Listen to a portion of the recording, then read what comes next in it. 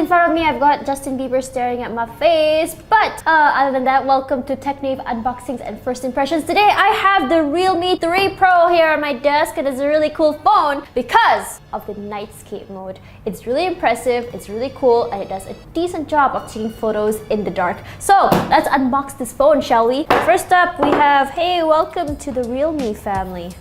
Part of the family now, guys. And then you have the phone right over here. It's a really cool color, kind of a gradient blue to purple.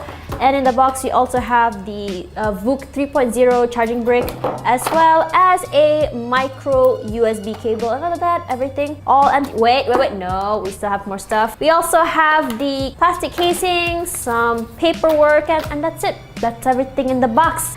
Alright, now it has a really impressive camera. Dual camera setup in the back here, a rear mounted fingerprint scanner. You have over here the power button, the volume buttons. This is a triple SIM card tray, by the way. You have the 3.5mm jack, yes thank God, and you have the micro USB slot right over here, which is a big no from me, unfortunately, but it's pretty normal other than that. So let's get into what we like and dislike about the phone. Boom, roll the thing.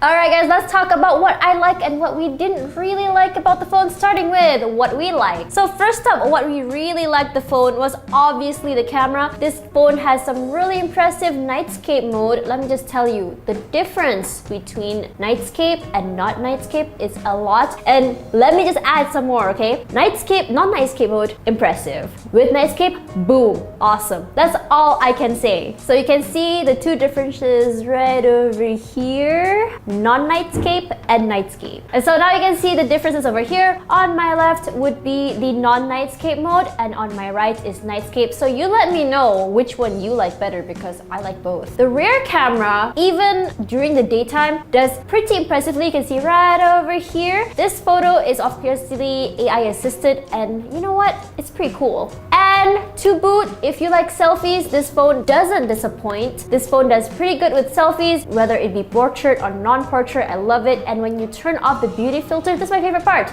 It doesn't have any trace of a filter, so I'm free to look as ugly as I want. You can't stop me, Cutie can't. I don't know what I'm talking about. Also, we tried some gaming on this. I tried out PUBG on this and automatically set it to high, which is already nice enough as it is. I played a few games on this and it didn't even get hot. So if you guys are in it for the gaming, you can really look at this phone because it's quite cheap for a mid-range phone. And lastly, as I was saying earlier, this phone does have a triple SIM card slot, which is really nice. If you guys are like me, you guys love to have 2 SIM cards in plus your micro SD card. You guys don't have to sacrifice anything with this phone because you know it's gonna be a good time. You can put all 3 in the phone, okay? Now let's talk about things that I didn't really like about this phone. And number 1, let's talk about gaming itself. So this phone does amazingly well gaming. The only problem with it is when you're on full display, the game kind of gets cut over here and over here. There are some things that are gonna get cut off by the because of the notch and also the sides, which is not really good. So you kind of have to change it to a non-full display mode, which is already pretty hard to find inside the settings. So just note that. It's kind of sad to me because you kind of just, you know, lose out on the top here while gaming. So that kind of sucks. Now, number 2, I don't really like about this phone is the design. Okay, cool. It looks really nice, cool. But to me, I feel like